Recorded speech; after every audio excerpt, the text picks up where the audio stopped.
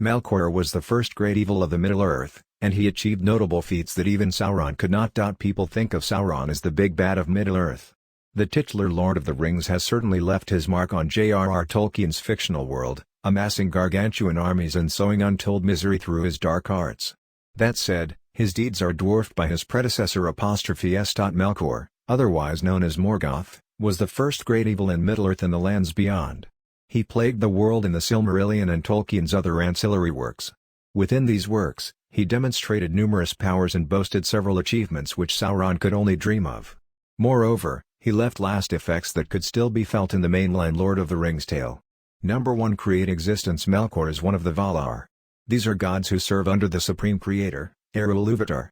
In the beginning, they worked with their master to craft the world, weaving its entire history through song. Not all sang in harmony, however. Melkor was the sharpest of the Valar and, therefore, thought he should have more influence on events. Ilúvatar repeatedly quelled his attempts to overpower his peers, but Melkor's ambition festered for thousands of years afterward. It's what fueled his conflicts with worldly beings. Sauron, as a servant of the gods, was merely a tool in that pursuit. Number 2 is turn elves against each other. Melkor thrived not just on might, but corruption. While Sauron wielded this advantage against the race of men, his master used it on their immortal peers. He captured countless elves and tortured them beyond recognition. This birthed the race of orcs, who continued to plague Middle-earth as monstrous perversions of their kin. As sick as that is, it wasn't the only way Melkor twisted their race. He also stoked resentment in the Noldor elves. His main target was Fëanor, the creator of the Silmarils. After the Dark Lord desecrated the Undying Lands and stole the holy objects, Fëanor led his people in bloody vengeance. Sadly, the Teleri elves refused to lend their ships to the cause, so the Noldori slaughtered their brethren. This kinslaying remained one of the darkest moments in the history of their race. Number 3 is create Balrogs. Elves weren't the only beings which Melkor corrupted, as he also drew many Mair to his side. These were essentially angelic beings who served the Valar. The greatest such servant in this regard was Sauron himself. That said, these Maya followers also manifested as Balrogs. Melkor had legions of these fiery demons at his disposal. The only one left in the Lord of the Rings lay dormant in Moria. The dwarves unearthed this remnant of Morgoth by accident when they dug too deeply. Sauron had no direct control over it, which makes sense due to their similar origins. Number 4 Recruit more monstrous allies. Sauron had legions of orcs, trolls, wargs, and other foul beasts under his thumb. It made his army as tough to look at as it was to fight. As terrible as these were, though, they were nothing compared to his master. The creatures at Melkor's command were biblical in proportion. On top of the aforementioned Balrogs, the fallen god also had werewolves, vampires, and dragons. He even enlisted the aid of the light-sapping spider Ungoliant, albeit on a temporary basis. Sauron was incapable of bringing such terrors under his thrall, as they either eluded him or were beyond his influence. That never seemed to be a problem for Melkor.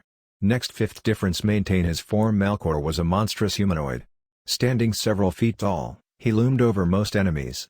That remained relatively constant throughout his reign.